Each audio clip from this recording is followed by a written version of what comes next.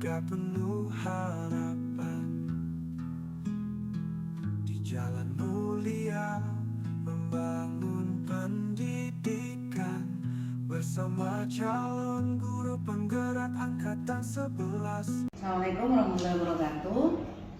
Selamat pagi Pak Said. Hari ini saya dari Rini Sofianti dari TGP Angkatan 11. Untuk tugas saya di modul 3 terkait pengambilan keputusan Pak sebagai seorang pemimpin. Jadi saya diminta untuk mewawancarai kepala sekolah begitu Pak. Langsung saja untuk pertanyaan saya yang pertama, untuk mengidentifikasi kasus-kasus terutama yang ada di sekolah Pak tentang dilema etika dengan rujukan moral Pak.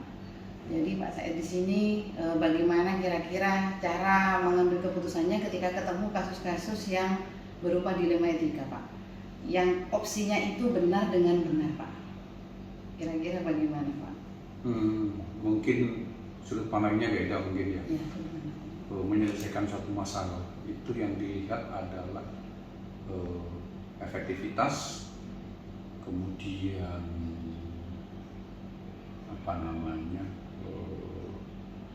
sekecil mungkin risikonya, dan yang paling penting landasannya itu adalah kebijakan. Jadi setiap kita akan memutuskan suatu masalah, mengambil keputusan, itu landasannya adalah kebijakan. Kebijakan apa landasan itu? Yang melandasi. Baru kita melihat mencari risiko yang paling kecil. Itu yang saya sebut dengan efektivitas. Tentu tidak mudah, Jadi ini memang namanya pengambilan kebijakan itu, satu bisa belajar dari pengalaman orang lain, yang juga bisa belajar dari pengalaman-pengalaman yang bisa kita lakukan selain kita sering banyak membaca buku-buku bagaimana teknik pengambilan keputusan. Jadi intinya semuanya harus memiliki landasan hukum dalam memecahkan satu masalah. Terus yang kedua, mengurangi risiko. Jadi sekecil mungkin risiko itu. Kemudian bisa diterima oleh semua pihak. Mungkin itu. Berarti ketika misalnya Pak ya di sekolah, di salah satu sekolah ada kasus opsinya ini kan, misalkan ada di beberapa sekolah ada guru yang tidak hadir ke sekolah ya Pak ya, sering tidak hadir ke sekolah, kemudian dengan alasan dia sebagai tulang punggung keluarga atau dia akan sakit, tapi dia tidak pernah hadir ke sekolah Pak. Itu kan opsinya benar melawan benar ya Pak ya. Di satu sisi guru yang lain mungkin ada rasa tidak adil karena misalkan guru ini sering tidak hadir tapi jamnya masih sama. Di satu sisi kita mau mengurangi jam itu, dia sebagai tulang punggung keluarga misalnya begitu Pak. Itu salah satu contoh kasus. Kira-kira ketika Pak Said menerima seperti itu bagaimana Pak? Ya, saya memberikan menyampaikan tentang aturan sebagai guru atau pegawai, bahwa dalam bekerja itu orang harus mementingkan apa yang bisa dia kerjakan, kemudian apa yang dia dapat. Jadi pertimbangannya seperti itu. Kalau dia tidak mau melakukan itu, berarti harus memilih. Harus memilih. Kita tidak boleh baper, nggak boleh baper. Kalau apalagi di sekolah kita memberikan layanan terbaik kepada peserta didik, ya dia harus melakukan itu. Pisahkan antara kepentingan pribadi dengan kepentingan profesionalisme. Jadi nomor satu profesionalisme itu yang harus diperhatikan. Nah, kita memberikan pelayanan kepada peserta didik. Tapi di situ ada rasa empati tidak Pak? Mungkin sebagai seorang kepala sekolah juga ada empati selain profesionalisme tadi itu Pak? Ya, itu manusiawi. Artinya saya katakan tidak baper, jangan baper. Kita memberikan pilihan-pilihan kepada pegawai atau guru. Kita jangan larut dengan persoalan mereka. Itu yang disebut dengan profesionalisme. Jadi kalau apa hal yang bisa dibantu secara individu, ya kita bantu sesuai dengan kemampuan kita. Tapi jangan merusak nilai-nilai profesionalisme. Itu tetap harus dilakukan sesuai dengan prosedur yang ada. Ya kalau dia pilihannya tidak mampu di situ, ya cari mungkin kepada pekerjaan yang mungkin dia bisa membagi waktu. Itu jadi bukan apa ya, jangan kita terus ikut-ikutan larut dalam masalahnya dia. Kita perlu ketegasan juga. Iya, gitu. ketegasan, nilai profesionalisme itu dijunjung tinggi. Itu yang harus dilakukan. Kalau enggak ya rusak artinya. Pelayanan kepada peserta didik menjadi rusak. Padahal peserta didik itu berpacu dengan waktu, kita memberikan pendidikan, kemudian kepada peserta pengetahuan, keterampilan dan lain sebagainya. Sehingga seperti itu, jadi harus ada garis tegas. Perkara kita ada rasa empati itu individual dan bisa mengajak teman-teman yang lain untuk bisa memberikan, tapi tidak boleh meninggalkan nilai-nilai profesionalisme, dia tetap harus melaksanakan tugas itu. Kalau itu masih murid ya Pak ya? Iya, nomor satu peserta didik, kepentingannya itu. Nah kalau itu ternyata memang persoalan yang sifatnya sementara, ya kita bisa memberikan satu toleransi. Artinya tidak terus-terusan, gitu kan? Hanya sementara ya kita memberikan toleransi sehingga pekerjaan dia bisa digantikan oleh orang lain. Tetap memberikan pelayanan terbaik kepada peserta didik. Itu. Jadi kita bekerja seperti itu. Jadi pisahkan hubungan pribadi dengan pekerjaan. Apalagi kita di sekolah adalah pelayanan kepada peserta didik, itu jangan sampai terkurangi oleh pelayanan kita. Karena setiap manusia itu memiliki persoalannya masing-masing. Oleh sebab itu jangan dicampur adukan persoalan pribadi dengan persoalan profesionalisme, persoalan pekerjaan. Yang kita di sekolah itu sudah beriringan dengan waktu, yang tidak mungkin kembali lagi. Itu. Jadi kita melihatnya dari segi persoalannya seperti apa. Mungkin itu. Kalau misalkan diminta mengambil keputusan saat itu juga Pak, kira-kira langkah apa biasanya atau tantangan apa yang bisa dihadapi oleh Pak Said? Ya dasarnya kebijakan iya, dasar hukumnya apa? Itu mengambil keputusan, dasar hukumnya itu apa? Kemudian resistensinya seperti apa? Nah, itu teknik pengambilan keputusan. Jadi macam-macam. Betul ya Pak ya? Ya harus. Ya. Dan itu biasanya pengalaman. Gitu ya. Dan pengalaman itu tidak harus dialami sendiri. Bisa belajar dari pengalaman orang lain. Dengan bagaimana? Membaca gitu, pengalaman orang lain. Coba itu disesuaikan dengan kondisi yang ada di tempat itu untuk menerapkan pengalaman orang lain dalam mengambil keputusan. Itu. Ada lagi? Sudah Pak, saya cukup. Terima kasih Pak Said untuk wawancara hari ini. Saya akhiri dulu. Assalamualaikum warahmatullahi wabarakatuh. Assalamualaikum warahmatullahi wabarakatuh. Waalaikumsalam warahmatullahi wabarakatuh. Bagaimana kabar Pak Yus hari ini? Alhamdulillah luar biasa sehat Bu Rini. Bu Rini Terima gimana? kasih. Alhamdulillah sehat juga Pak Yus. Terima kasih nih hari ini sudah mau menemani saya. Kebetulan saya dapat tugas dari guru penggerak angkatan 11 Pak Yus. Oh iya. Untuk mewawancarai kurang lebih 2-3 kepala sekolah. Nah, kebetulan materi saya hari ini tentang pengambilan keputusan sebagai seorang pemimpin Pak Yus. Nah, nanti dalam proses wawancara ini ada beberapa pertanyaan yang harus saya tanyakan kepada Pak Yus terkait bagaimana mengidentifikasi kasus, bagaimana cara mengambil keputusan Pak Yus. Jadi nanti bisa sharing dengan saya ya Pak ya, bagaimana cara sama-sama belajar. Pak Yus memimpin di sekolah jenengan. Pak Yus sekarang ngajar di mana Pak? Saya di SLB Muhammadiyah Tunas Bangsa Peranti Asbagus. Nanti saya juga akan belajar nih sama Pak Yus bagaimana ketika Pak Yus sebagai seorang pemimpin itu dapat mengambil keputusan terutama yang ini memperhatikan atau tentang kebutuhan murid Pak. Begitu ya Pak ya? Sama-sama belajar. Bagaimana Pak Yus selama ini itu dapat mengidentifikasi kasus-kasus yang merupakan dilema etika atau bujukan moral.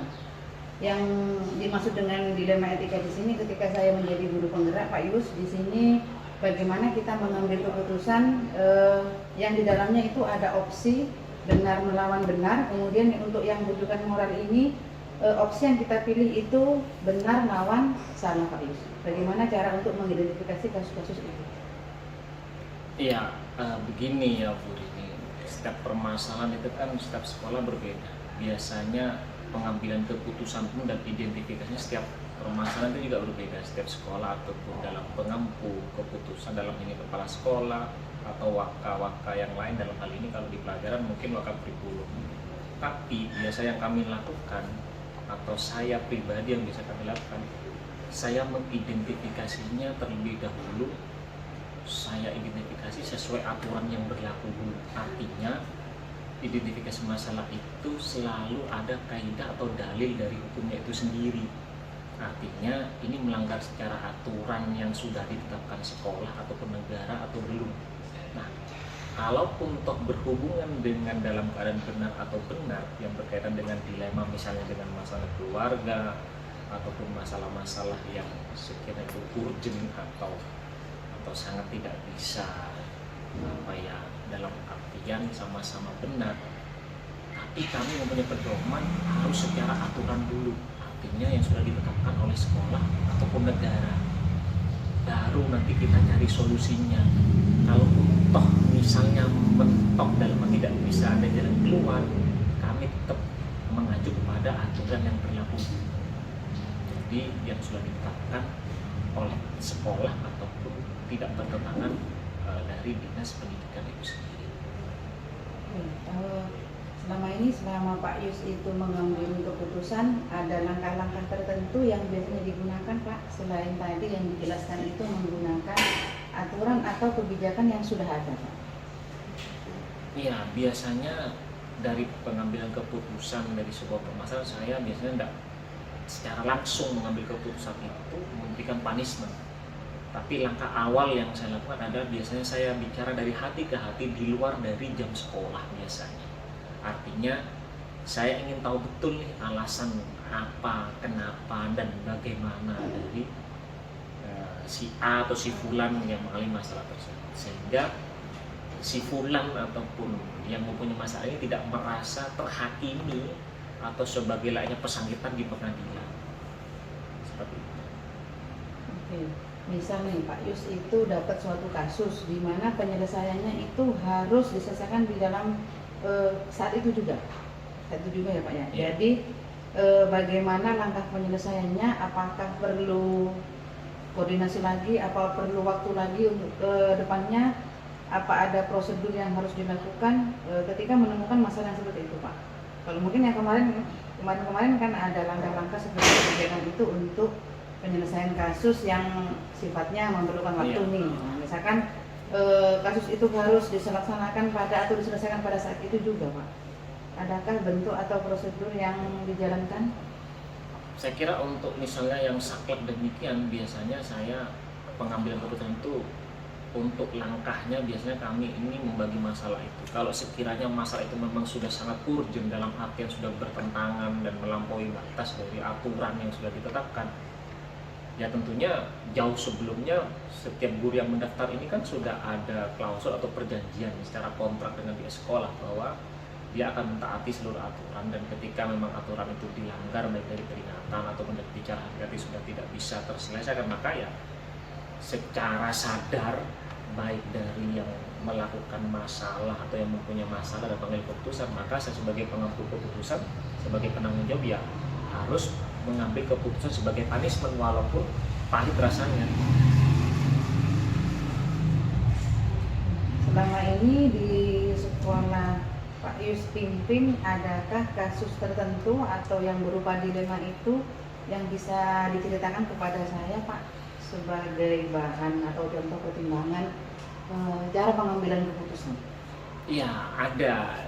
Kasus ini sebenarnya sangat klasik, artinya kasus ini bisa terjadi di sekolah manapun berkaitan dengan apa yang dihadapi oleh salah satu guru kami. Sebut saja si A. Si A ini merupakan guru kelas di tempat kami. Dia juga guru yang sangat aktif dan juga berinisiatif tinggi terhadap sekolah. Namun akhir-akhir ini dia ini mengalami sedikit penurunan kinerja dikarenakan salah satu anggota keluarganya ini mengalami sakit, sehingga dia ini harus meluangkan waktunya walaupun tidak setiap hari, tapi terkadang dia hanya memberikan titipan tugas kepada kami yang ada di sekolah. Sehingga saya kembali lagi untuk menyelesaikan masalah itu, saya tetap bicara dari hati ke hati. Karena setiap warga sekolah dan teman saya juga sudah tahu dia mengalami masalah. Ada keluarga salah satu keluarga yang sakit, dan dia sebagai anak dari orang tua tersebut. Tapi saya menyampaikan bahwa dia sudah bekerja dan memiliki tanggung jawab lebih di sekolah. Tentunya harus dia bisa mengutamakan. Artinya utamakan dulu pekerjaan dia tanpa harus mengurangi pekerjaan dan tanggung jawab dia di keluarganya. Dan alhamdulillah bisa ada titik terang dan ada jalan keluarnya dengan cara-cara seperti itu, daripada kita langsung memberikan punishment. Berarti Pak di sini masih ada nilai-nilai kebajikan ya Pak ya, yang dimana seperti empati begitu ya Pak ya. Ya, karena pada dasarnya kan manusia kan atau dalam sebuah lembaga kan harusnya yang seperti itu. Walaupun tidak ada yang mendekati sempurna, setidaknya kan kita belajar dan belajar untuk mendekati sempurna tanpa harus mengorbankan perasaan salah satunya. Namun kembali lagi, ketika aturan itu sudah memang terlanggar, maka ya harus bisa memilih antara sama-sama empati, tapi kan kita lebih empati terhadap jalannya pendidikan ke depan. Untuk wawancara kali ini saya cukup Pak Yus. Terima kasih sudah meluangkan waktu Sama-sama. dengan saya. Tugas ini merupakan salah satu tugas saya untuk guru penggerak di Angkatan 11 Pak Yus. Jadi nanti akan kami analisis, akan kami hubungkan kepada 9 langkah yang sudah saya pelajari di guru penggerak ini. Siap. Semoga menjadikan manfaat dan berkah serta kemajuan bersama untuk pendidikan yang lebih baik ke depan. Terima kasih Pak Yus. Assalamualaikum warahmatullahi wabarakatuh. Waalaikumsalam warahmatullahi wabarakatuh. Kami berdiri tegak penuh harapan di jalan mulia, membangun pendidikan bersama calon guru penggerak Angkatan 11, menggapai masa depan bersama dalam impian. Dengan langkah tegak, hati penuh cinta, menuju cahaya pendidikan yang jaya. Di situ Bondo ini kami bersatu, mencipta perubahan demi bangsa maju. Menuju pendidikan gemilang, di tangan kita masa depan terang. Guru penggerak jadi cahaya, membimbing generasi penuh cinta. Menuju pendidikan gemilang, membangun harapan, merangkai bintang. Di setiap langkah kami persembahkan untuk anak negeri masa depan gemilang. Dengan ilmu, semangat kami kobarkan,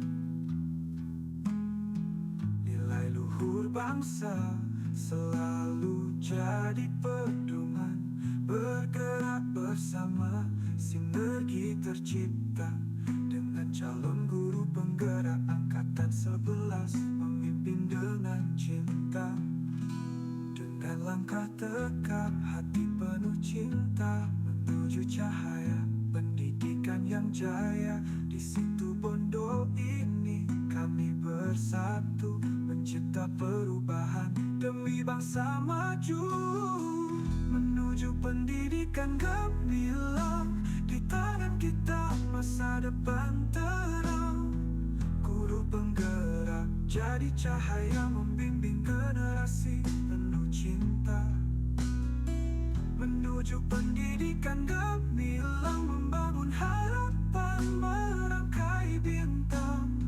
Di setiap langkah kami persembahkan untuk anak negeri masa depan gemilang. Bersama kita bangun bangsa dengan kasih, ilmu dan asa.